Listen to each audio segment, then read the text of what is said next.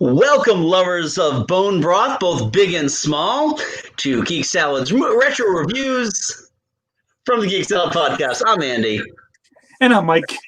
And we're both sipping on our bowls of bone broth, which bore many a meme as we discuss Chapter 4 of The Mandalorian Season 1 in our ongoing discussion of The Mandalorian for our retro movie reviews.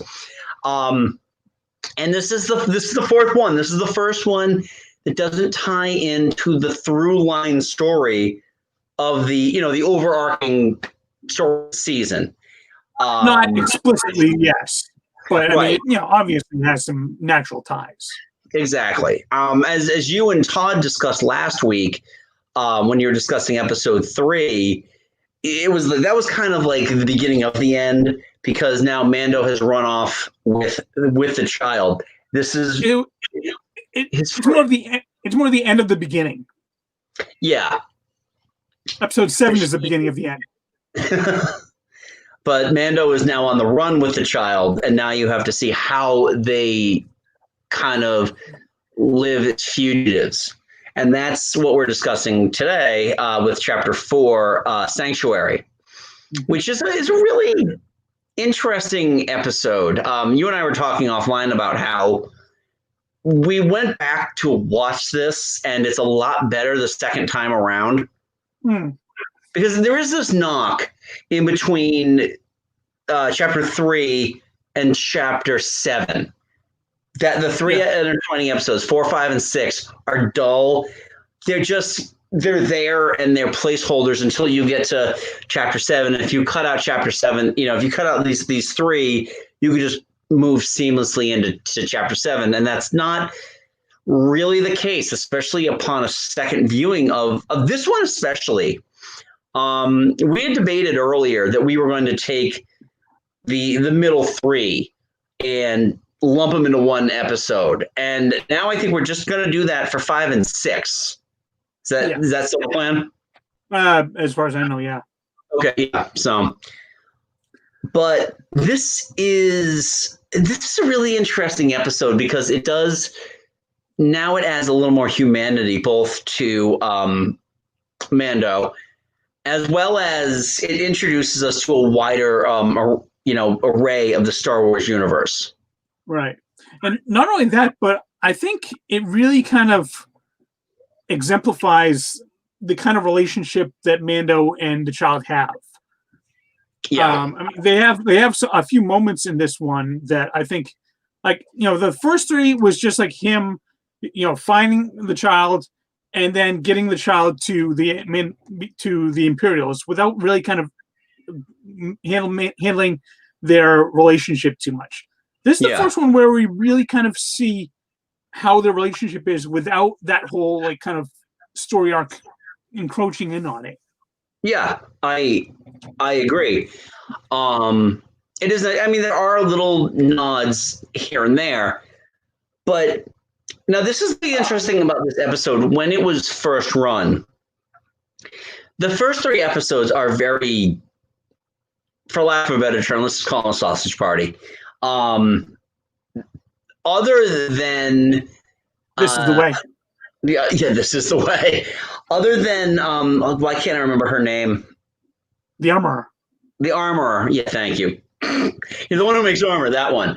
Armor. Yeah. Other than the armor, this was a dude-heavy show, and the more toxic incel sections of the internet were applauding that. Oh man, dude, yeah, dude, bro.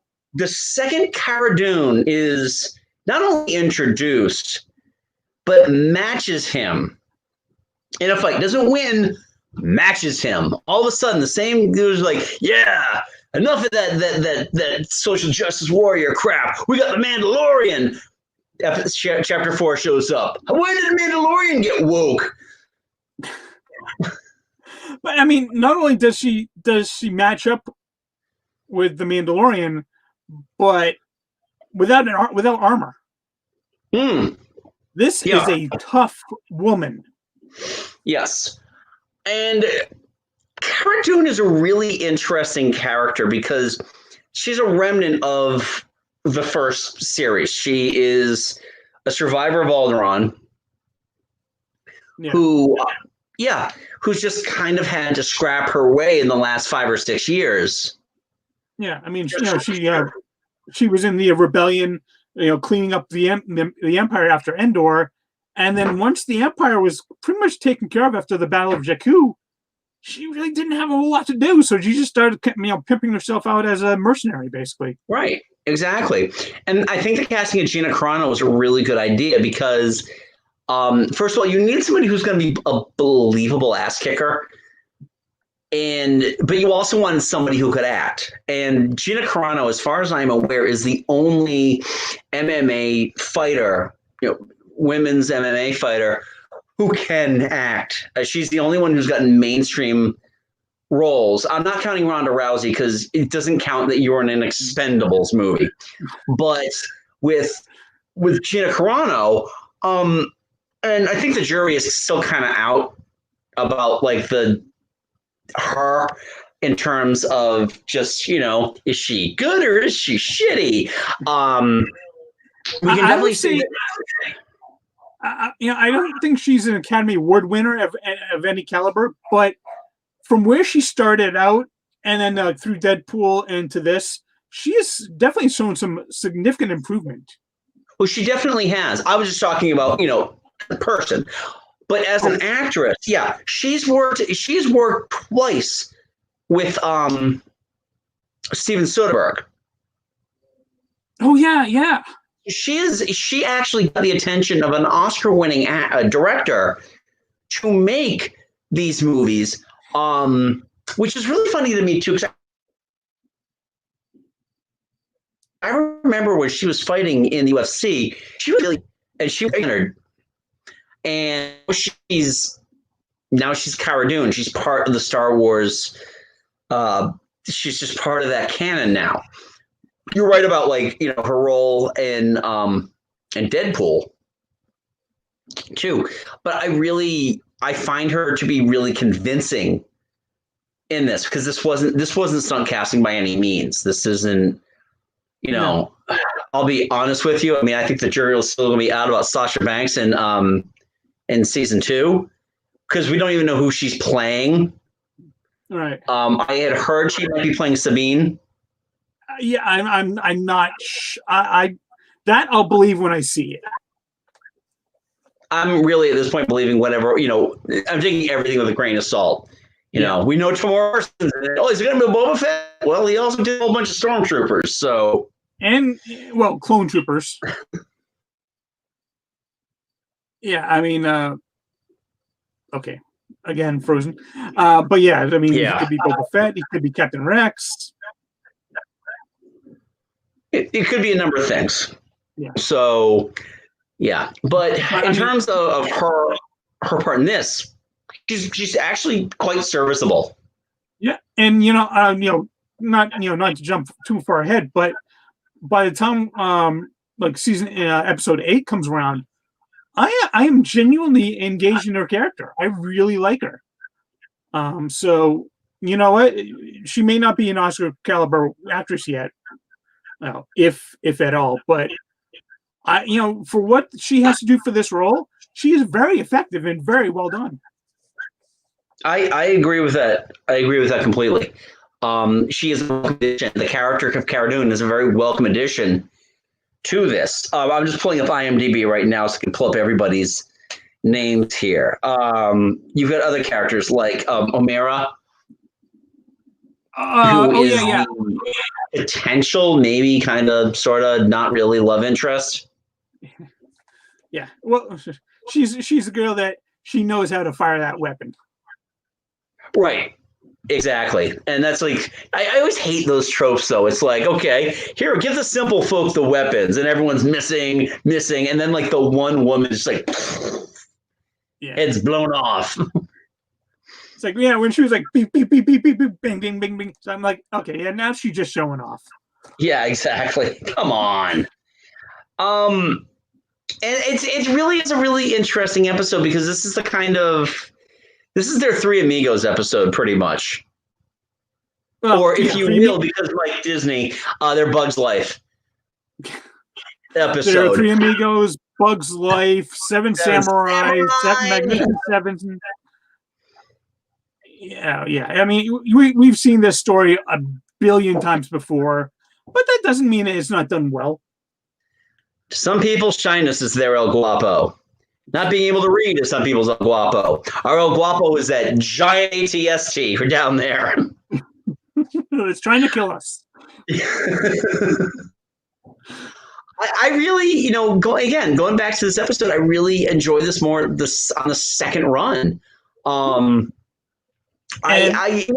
beauty is with this too is that I love the fact that this was directed by Bryce Dallas Howard, who had never directed anything before. Yeah, I was just about to ask you if she directed anything before, because I don't recall ever seeing her as a director before. If she did anything, there was probably short films. Maybe she did a couple of TV episodes of other things, but nothing to this scale. And this episode is interesting too because it's stripped down, much like the next chapter that we talk about. It's stripped down, but there's still a lot going on in that episode. Yeah, especially because she essentially gets to be the director who gets to direct the ATST. Right. Yeah. I mean, for all the effects work that we've seen in the previous episodes, we've never seen an actual kind of remnant of the Empire that we know of before. Besides like some stormtroopers. Right. Yeah, we saw like the fallen stormtroopers in the last 3 episodes. Now with this one here, I'm trying to remember. Are they Niktos? Klatus. They're all Klatus. Okay, I couldn't remember if they were Klatus or Niktos.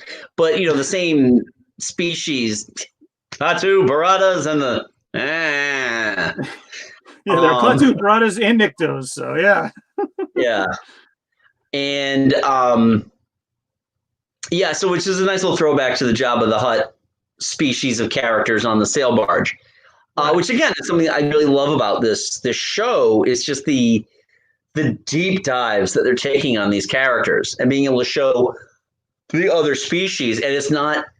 Here's the thing I love about this show, okay? And I know, next week I'm totally gonna throw that out the window.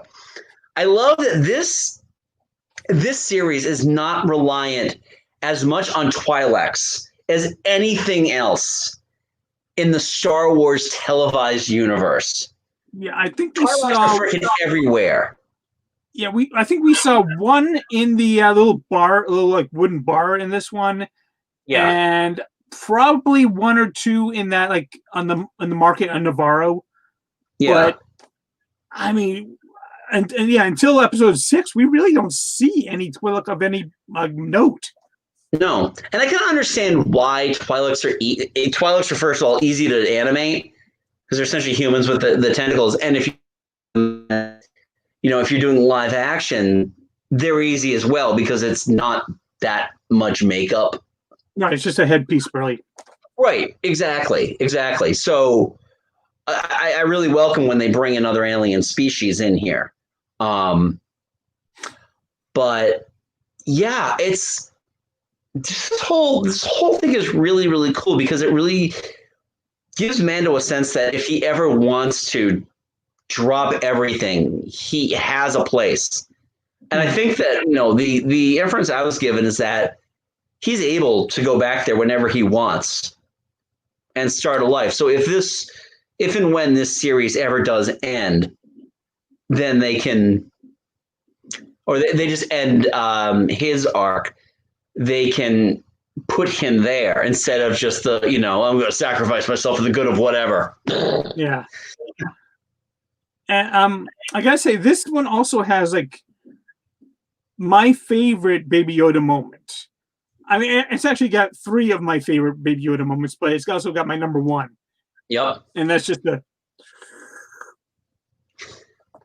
him watching them fight. Just the frame that launched a million memes. I mean, oh my God. If I'm not mistaken, I think that might have started the Chicky Nuggy thing. Probably, I still don't get that. I don't know where the reference is. I don't know.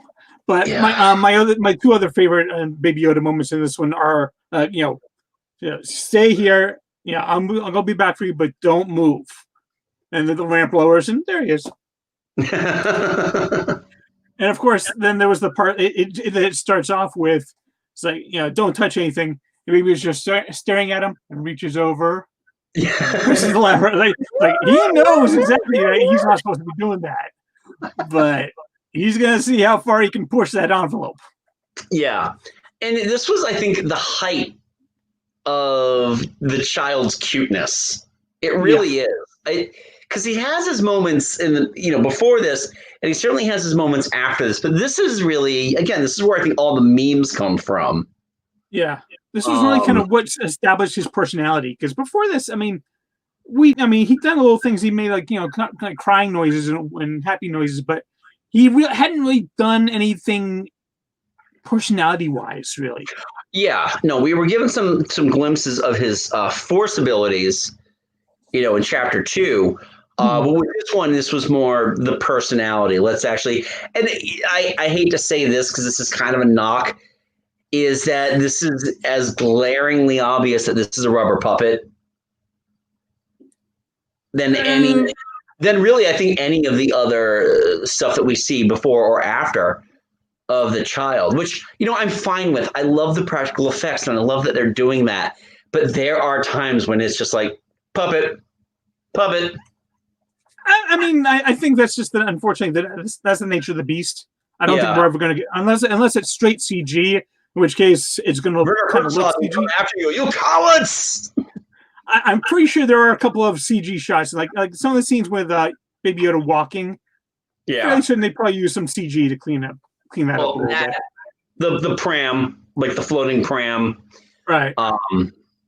But that's neither here nor there. I think it's just this one definitely does. If you've only watched The Mandalorian once straight through, this is definitely worth the second viewing. Absolutely. And that's actually going to be interesting when I go back and do 5 and 6 between now and next week to see how well those held up. Because if I'm not mistaken, I think I also did those two. Like, I didn't have to be at work until like 9:30. And it's like, it's 8:30. Everyone's out of the house. I'm going to watch these now. Yeah. And rush and watch them. And just like, who knows? So I'll be happy to report back next week about what I thought of those two.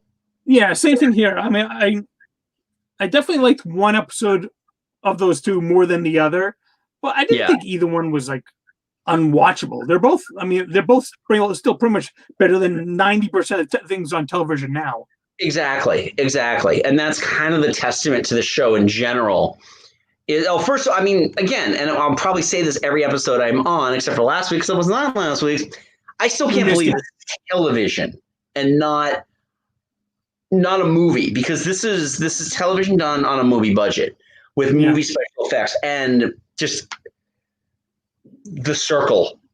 Yeah. How they do most of their set work now, that belongs in a movie, and it's like on TV, and it looks like, I can't believe they're using this technology for television, and it's a good thing. Don't get me wrong. It's a good thing. It's really kind of the golden goose now. This technology is going to unlock so many things for different shows. I agree. I 100% agree with that. And obviously for season 2 as well. Let's talk a little bit about them having outsmart the ATST, because as I've said many a time, The Empire Strikes Back is like my spirit animal. It's my Patronus. And one of the elements about that movie that really is just like, I see it and I get giddy, are the AT-ATs. So while the AT-ST is essentially its Return of the Jedi equivalent, and according to the gallery, there was a Chicken Walker, which was their nickname, in the Kenner days.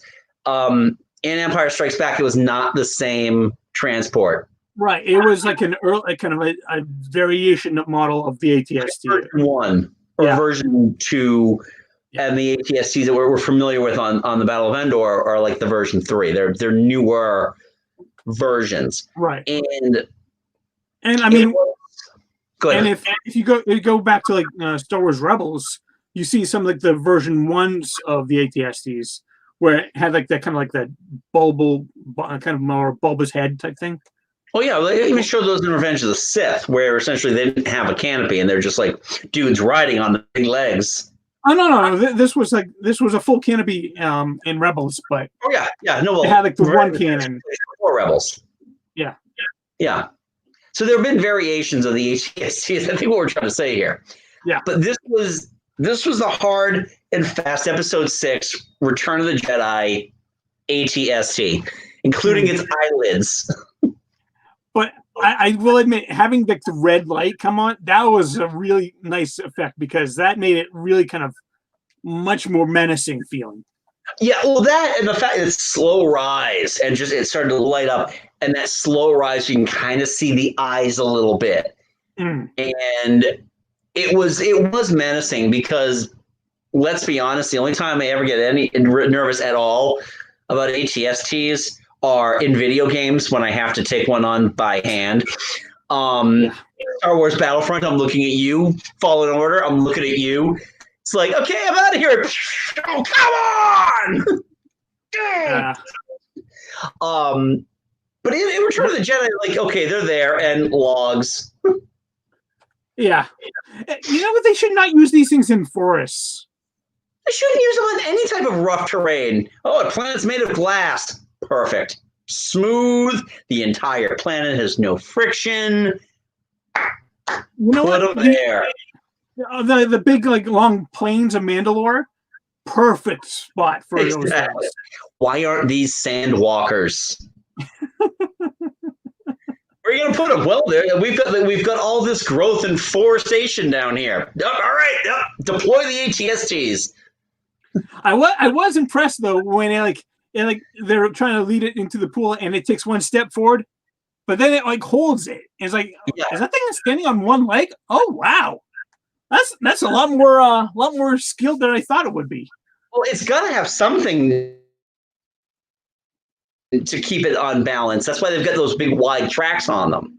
Yeah. I always thought they were foot lasers. Those are just there to keep balance. I was a dumb kid, but yeah, no, that was really cool because that was the thing, luring it out. And when Kara is actually able to get it to finally come forward, that was really neat. And then the Mandalorian swings in with his little mine. Tosses in a couple of grenades, blows the thing up because, open windows. Again, all I can be reminded now is of Fallen Order, where it's like when you take one of those out, then you got to take the pilot out because he manages to escape somehow. Well, hey, you know what? You don't have a Wookiee there to grab him and chuck him out. So right, exactly.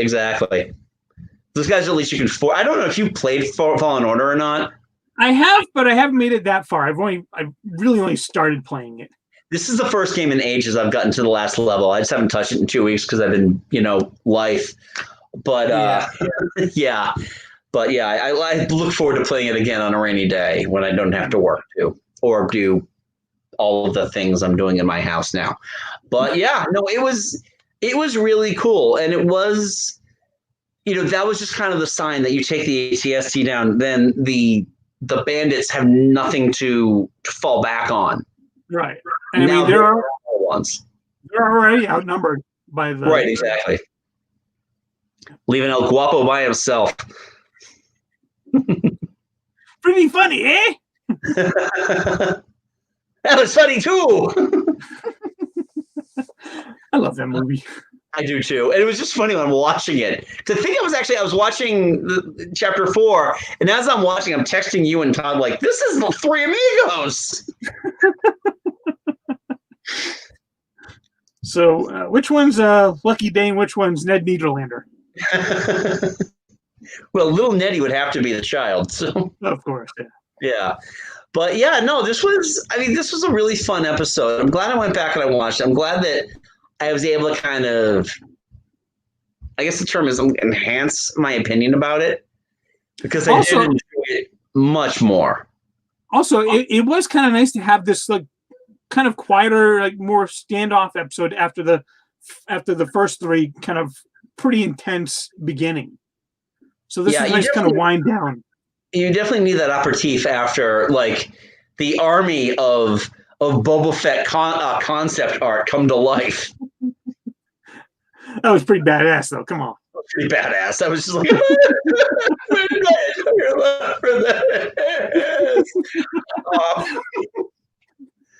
but yeah, no, this was nice because it was a quiet episode. Out of the 3 middle episodes, I haven't gone back to watch the other 2. I got to go do that, but this is, I think, going to end up still being the best of the 3. For me, it's really this one or 6. I mean, I like a lot of elements of both of them. Yeah, and again, my opinion may change as the week goes on, but I'm pretty much out of other things I need to talk about with this. How about you, Mike? Yeah, I'm good. Cool. All right. Well, that was episode 4, or sorry, chapter 4. I gotta remember. I gotta get better at that. It's chapters, not episodes. Of The Mandalorian. So next week, as we mentioned, as far as it stands right now, we are going to discuss chapters 5 and 6 together. I think more because of a lack of what 5 offers than what 6 offers. And instead of having like a 10-minute episode and then a half-hour episode, maybe just do a 40-minute episode. That might make more sense. And this is also gearing up to season 2, which comes out on October 30th. They just did announce it's going to be weekly episodes, which I am totally fine with. Give me something to look forward to. I do not get I got to binge it all. Why? Savor it. You know. Plus, it gives us a chance to review each episode every week. Exactly. Give us something to look forward to. I mean, this year sucked. Give me something. You know. Yeah. So I mean, we're not getting any Marvel other than WandaVision. So unless we're not getting any Marvel then, because WandaVision looks freaking amazing. I mean, like as opposed to getting WandaVision, Falcon the Winter Soldier, Black Widow, Eternals. Yeah. Now we're just getting WandaVision. Yeah. But, and referring to my Twitter feed, which is at Geek Salad Radio, which is where we are mostly active on the social medias, I did mention that, you know, Black Widow gets pushed to 2021. People are still going to bitch that it's like the theaters are overrun with Marvel movies. And lo and behold, no Marvel movies this year. Why can't they do that every year? So anyway, that was chapter 4 of The Mandalorian Sanctuary. Let us know what you thought about the episode. Did it hold up? Did you love the first time, or not really? Like you kind of brushed it off the first time, then you loved it? Let us know in the comments below. Keep it civil, please. Don't forget to give this video a big thumbs up. Don't forget to subscribe too. That does help us out. Comment again, as I mentioned. And you can follow us on the Twitters at Geek Salad Radio, on Facebook at Geek Salad Podcast.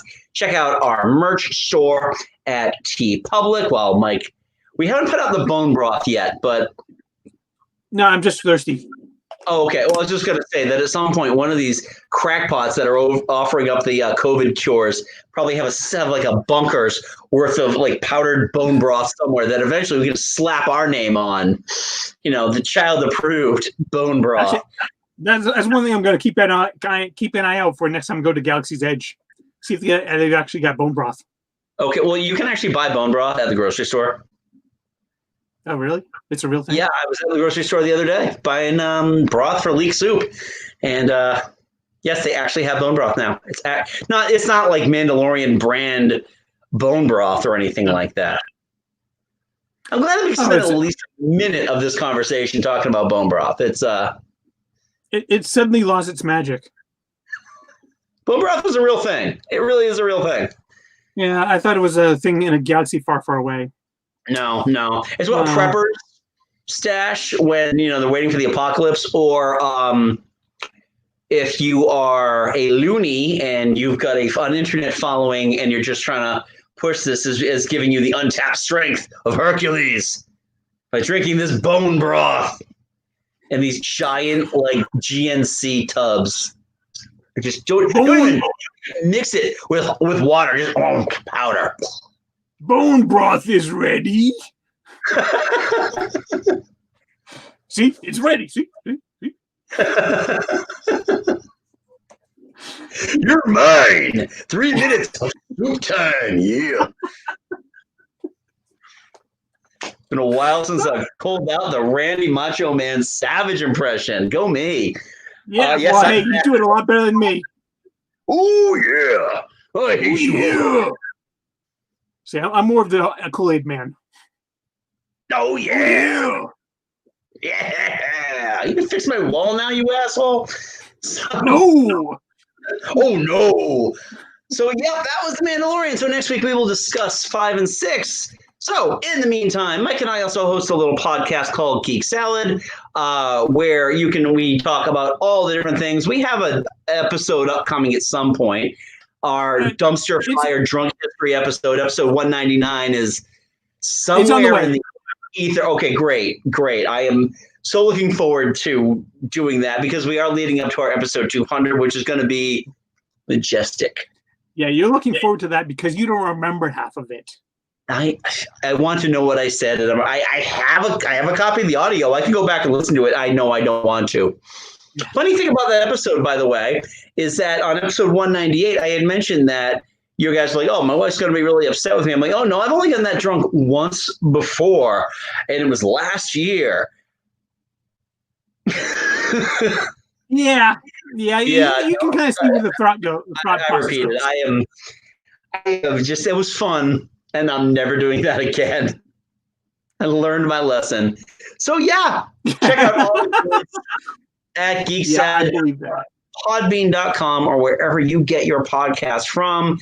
You can also check out some of our friends that we have joined on the podcast, Ophir, like Movies After Work and Verbal Diorama and the Bingeables, and also check out some of our friends as well over at Altered Universe and Black Girls Do Stuff Too. Check them out, and we just love spreading the love. So until next time, I'm Andy. I'm Mike. Go forth, be nerdful, and this is the way. This is the way.